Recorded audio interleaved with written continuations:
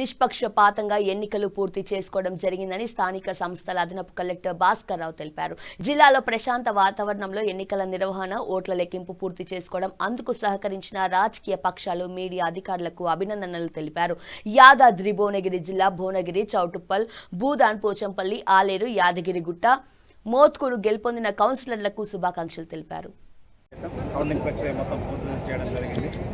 ఎటువంటి అవాంఛనీయ సంఘటనలు జరగకుండా భారీ బందోబస్తు మధ్య చాలా ప్రశాంతమైన వాతావరణంలో ఈ కౌంటింగ్ చేయడం జరిగింది.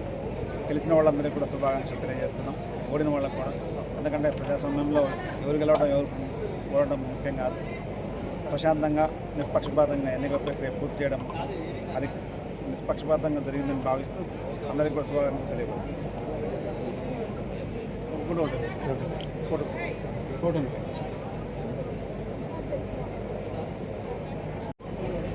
ఓకే.